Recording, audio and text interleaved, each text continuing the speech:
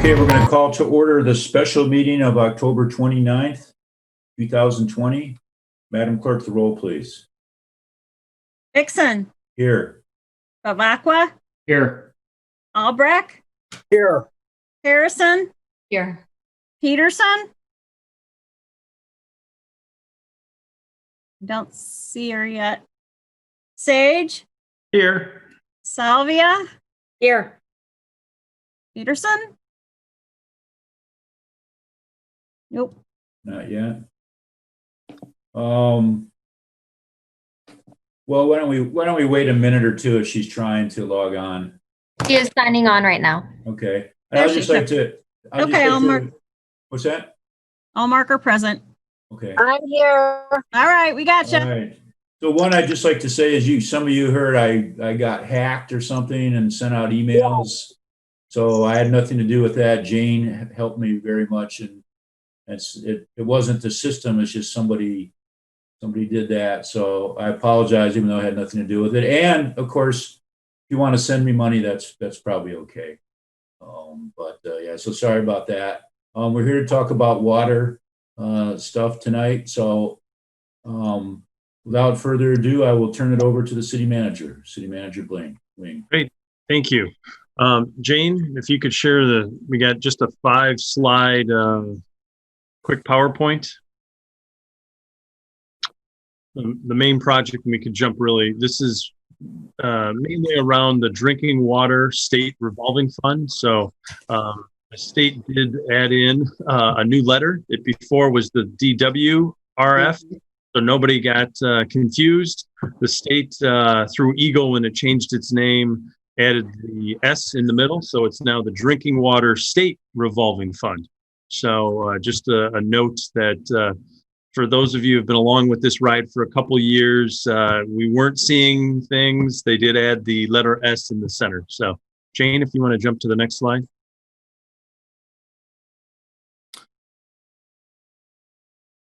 Maybe. And if Jane's still having trouble, I can kick her off, and I can not seeing it. It's on my screen. It's advancing, but I guess if it's not advancing for you. Yep. Let me try one other. Here we go. Try this. Love technology. We love Yep, it. there you go. Perfect. All right. So using our GIS software, AEW was able to create this overall map of the 3-year project. I'll just note that the dotted lines are the directional drills. So you can see there's a couple portion, but we have the dotted lines. The solid lines represent our open cut. And then the different colors are the years of the project, which we can kind of see off on the legend on the left. Pink is in 2021, yellow is 2022, and then the light blue is 2023. So we do have 3 years worth of projects that are scheduled. Probably at the end, we'll jump back to this map, but I do also want to note, and I know it's been a couple council members concerned that our fire chief has brought up several times that on South Street, we have pipes that are 4, 6, and 8 inches. Those will all be upscaled up to 12 inches as part of this project. So that will be a dramatic improvement. And other than just fixing the drinking water component, if we do ever happen to have protection, suppression issues that we need, we will have that capability once this project is completed. Jane, if you can go to the next slide. All right, so this just highlights really the main focus of this project is water. During this project, we'll be replacing water pipes at 10 locations throughout the city, and they're going to be done by 2 different methods, as I was just talking about, the open cut and then the directional drilling. And as the map showed, again, the dotted line is the directional drill, and then the open cut is the solid line. In my memo, I outlined and explained that basically our engineers helped staff identify the undersized pipes. Additionally, we looked at the ages of our pipes. that was also combined and looked at with our water mains that have been breaking. Our public works staff is able to say, geez, we've had 3 breaks along the same pipe. It all was put in, 40 years ago. It's undersized. That helped us identify the higher need of pipes that needed to be replaced. Additionally, we had pipes that are undersized, and so all of these will be upsized to the 8 to 12 inches. You can go to the next slide. Probably a mantra now of mine is complete streets. So when we're reviewing not just the water line that, when we're going to tear up to get into, we also looked at our PASER ratings, and those that had pipes that needed to be done and also had a very low PASER rating helped us prioritize to the specific locations that are throughout these 3 projects. Again, 8 out of the 10 locations are going to be what we call complete streets done. So when we tear up the road to get to the pipe, we're also eventually going to replace not just the side of the street that is being dug up to reach the pipe, but we're also tearing out the rest of the street, and we're going to completely redo that. That will allow us to also fix the storm drainage on the sides of the road, as well as the sidewalks. And that's what we call the complete street. So when we're doing both the water line, the sewer line, the storm drainage, the street, as well as the sidewalks, that's our complete streets. We like to do this, and we also work with our utilities so that we're not tearing up the roads. And this really allows that area to give us a longer life during the time, instead of having to dig it back up and kind of do patching and that sort of stuff. Additionally, all the sidewalks, when they're replaced, are going to now become ADA compliant, which is a big improvement for the city as well. Next slide. All right, so looking at our recommendations, really there's, getting into the funding, but our engineers, along with our public works staff, reviewed, I think it was, 6 from the first project, and that's going to go towards bid Aguirre, and then 6 proposals were received for the second part of the project, and the low bidder there was Deponio Contracting. Both of our engineers have reviewed these 2 companies and are familiar with them, and have given us letters of recommendation. In addition, this overall project has the state $6.8 million funding through the state's revolving fund at a low 1.875 percentage. So that's the third part. So this evening we'll be asking council's approval to award contracts to Bidagare and Deponio for their respective components, as well as a resolution authorizing the $6.8 million bond. And again, just as a reminder, we did go now it's probably closer to 60 days, but we had to give the letter of intent to do our bond. That required a 45-day window, and we've gone through that part of the process over this year. Looking at the funding here, we're talking about, for the drinking water state revolving fund, $6.788,523.32. So that's just under the $6.8 million. In addition to that, without having the restrictions of a state revolving fund dollars, we actually have a little over $1 million. So $1,091,962.43 will come out of our water fund. As City Council knows, over the last several years, so since 2017, we've started to build up our infrastructure component of our water and sewer fund, and this is these projects. So these 3 years are a portion of what those dollars are going towards.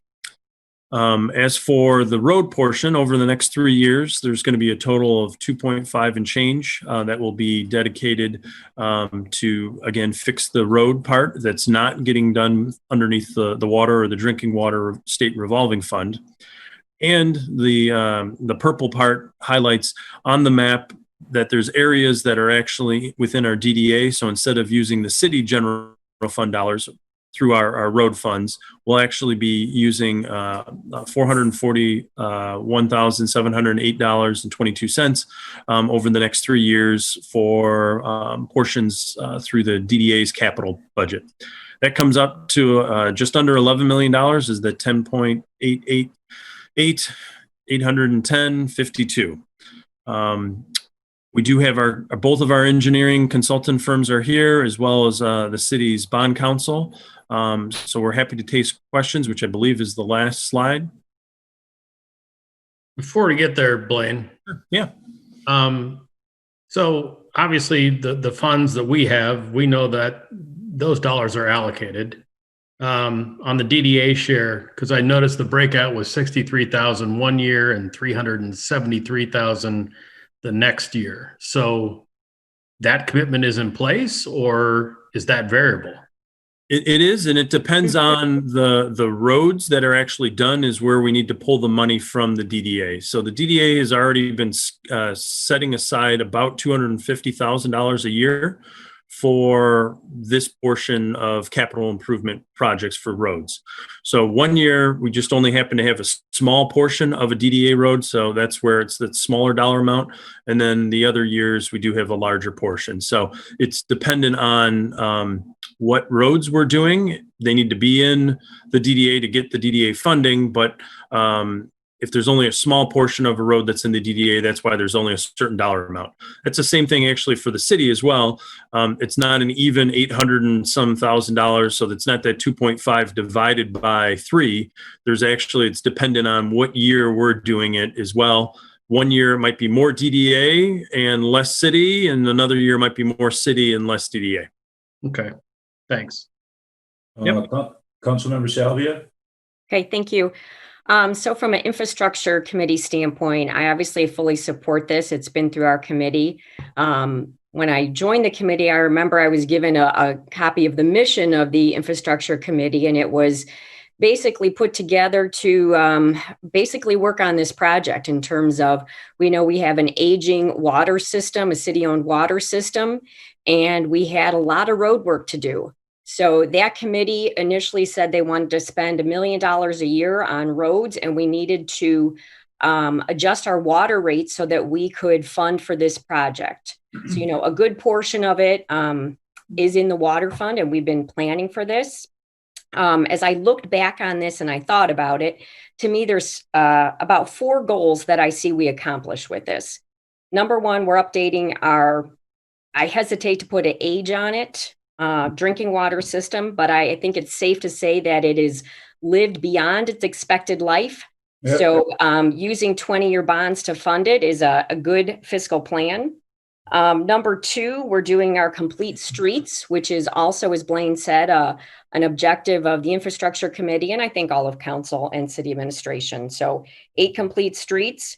We're maximizing benefits of our partners, whether it be state low-cost funding. Those bonds had been expected to be at 2.5%. One small win of the time it has taken to get to this project is that interest rates are lower. So we're hoping for 1.875%. As well as we're engaging other stakeholders like DDA. So we're engaging our partners and our stakeholders. And then lastly, we're improving South Street. It seems like an eternity ago when council put together our SWOT and what our priorities were for this year. And South Street was one that we all agreed upon, that we need to work on South Street. And by updating the infrastructure, the water main, it will improve safety as well as provide opportunities for future development. So from an infrastructure committee, we have reviewed the bids. You know, they're in the packet. You know, we're looking at 2 low-cost bidders. We have experience with Deponio and good references on Bidigary. And then my last point that I'll make, and I think it's important because we've just gone through this, is that the costs for this have been planned and included in the water rate study that we just completed. So when we hopefully approve this and move forward with it, assuming it gets approved at the state level, you know, we do not expect water rates to go up on the city-owned well side, that this is in our projection and our rate studies that we've done. You know, we just looked at those and we expect only inflationary rate adjustments. So with that, I support this and I can make motions, but I'd like to hear from the rest of council. Okay, Jane, can you take that off, please? Thank you so much. Questions from council. Councilmember Albrecht. Yes, I just wanted to state, I'm going to ask a question that I know the answer to, but for the public watching, City Manager Wing, we're following the same model we did with Ludlow, correct? Correct. It's the complete streets concept. And again, Ludlow was actually our good test, and we learned quite a bit. And as Councilman Salvia noted, Deponio happened to be the contractor there, so we do have some good experience with that project that just wrapped up. And that was going to be my second point, because I remember that from the infrastructure committee that Deponio did a good job, and I thought we won an award you mentioned during the infrastructure meeting for that project, and the neighbors there thought it was handled in a very, very efficient manner. And then I just wanted to add one other thing to Councilmember Salvia's well-stated pre-motion, so to speak, is that looking at the map, we know the roads on the, I'm on the west side, I'm on the east side. On the west side of the city need attention, and the water system there is older. So I'm glad to see that we are focusing on those residents to get their roads and water up to the standards that we expect for all of our residents. So thank you. Councilmember Harrison. Thank you, Mayor.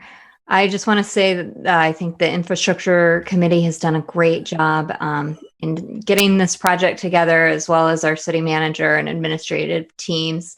Councilmember Salvia has been talking about this project to me since I've been elected last November. So it was good to see it all come together. I'd just like to ask City Manager Wing to remind myself and the public why we're taking a vote on a bond issue in a special meeting. I would have liked to have seen this in Monday's city council packet. I understand that it doesn't always work that way, but I do have some discomfort in issuing bonds in these special meetings. I think it's a smart project. It's something that we need to do, and I ultimately am in support of this.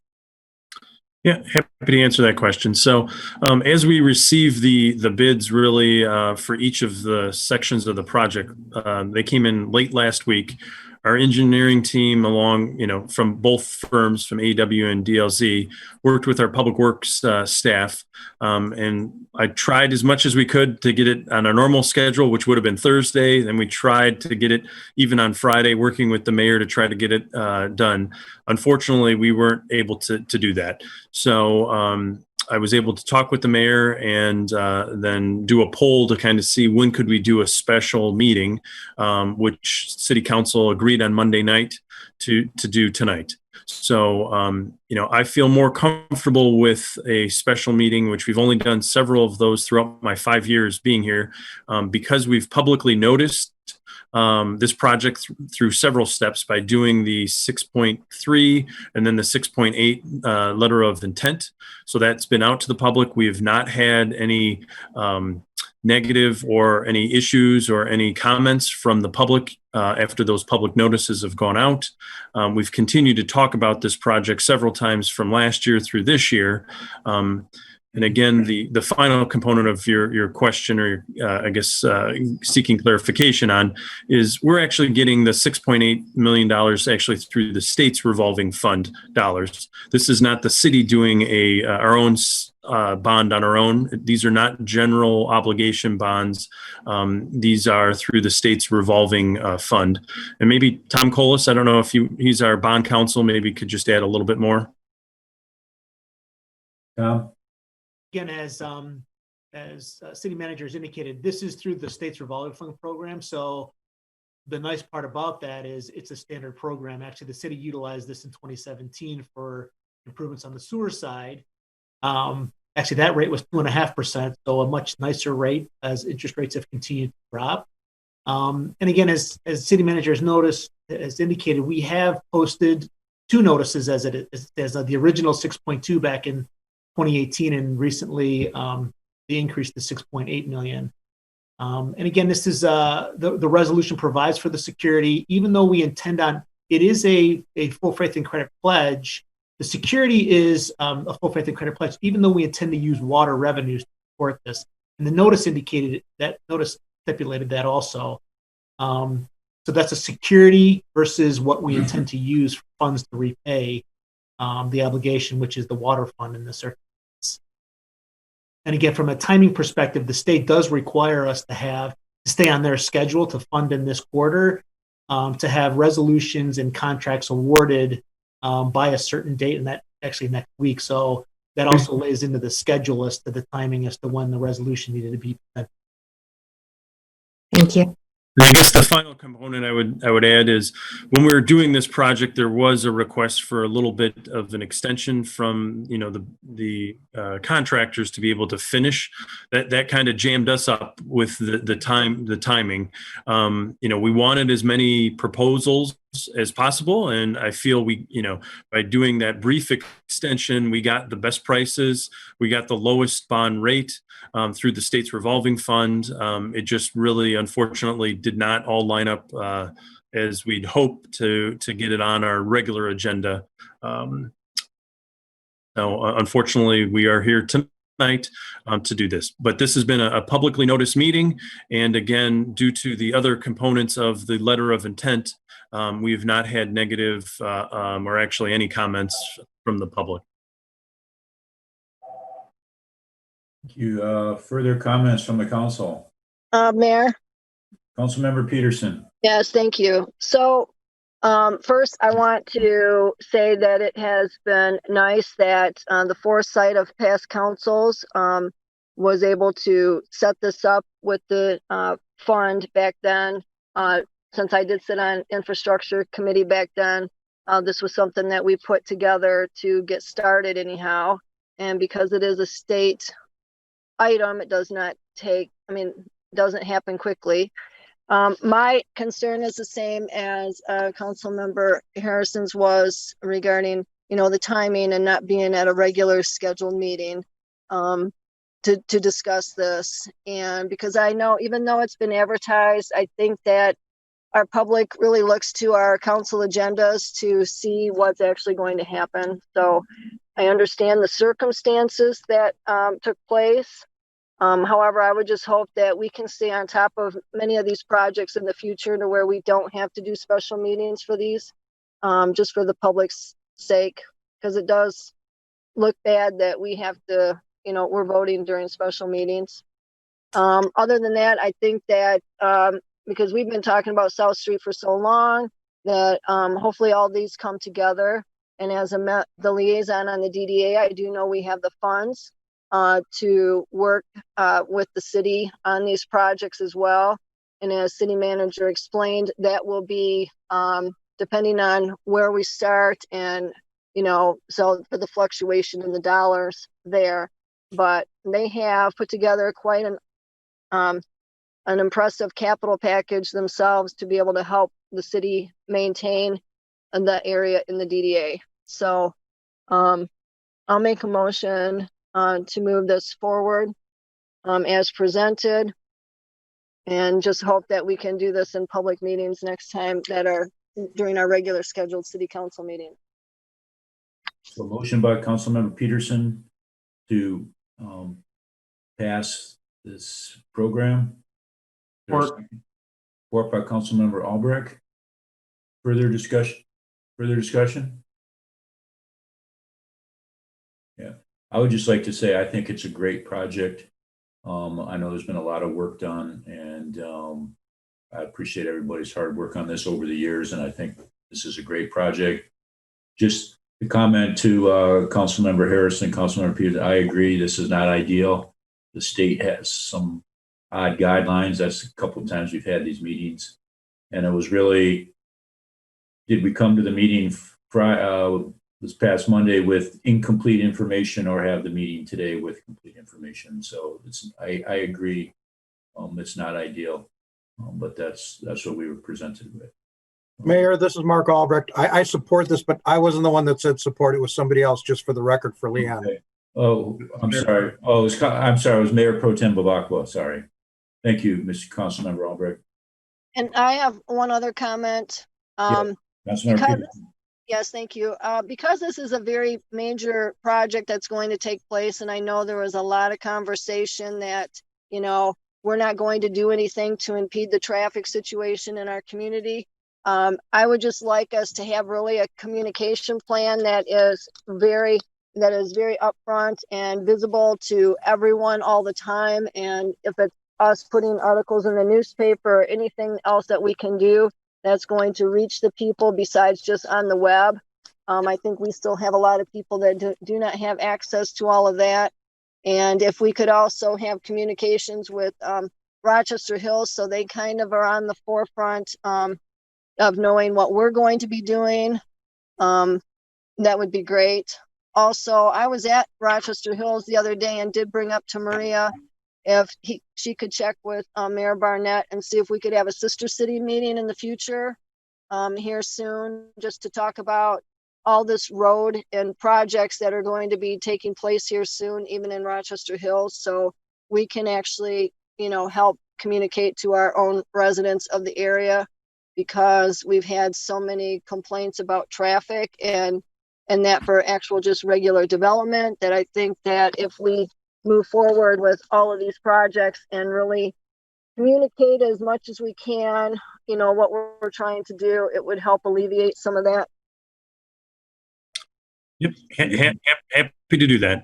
And we've already been working with Rochester Hills. We actually had an engineering meeting along with their development staff. Anything further, Councilmember Albrecht? I just wanted to, I agree with Councilmember Peterson. We tend to, you know, when you get the Rochester Post and the local papers, we're not getting a lot of credit for the things we've done, you know, taking this plan, modeling after what we did with Ludlow, using the funds judiciously, improving the water and roads. I think we should, you know, accelerate the press on that and get that message out there so that our citizens know that.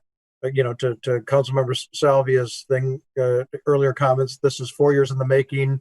We've done it judiciously. We've spent money wisely. You know, all those kinds of things. I just, you know, give us some credit in the local papers. I don't see us enough in there. Be happy to reach out to the local press. Yeah. Can't guarantee as it's their ink, but I'm happy to reach out to them. And we really are doing a lot of, and have been doing a lot of good work with the infrastructure. That, of course, needs to be done. All right, anything further? Madam Clerk, the roll, please. Dixon, Yes. Bavacqua, Yes. Albrecht, Yes. Harrison, Yes. Peterson, Yes. Sage, Yes. Salvia. Yes. Thank you. Anything further, Mr. City Manager? I would just say congratulations to council, the infrastructure committee. Again, a big thank you to our public works, finance staff, along with our engineers. Thank you, everybody. Thanks, engineers. Thank you, everybody. And everybody have a good Halloween and stay safe out there. So thank you, everybody, for coming tonight. Thank you. Bye, Theo. Bye. Good. Yeah. Thanks. Thank you.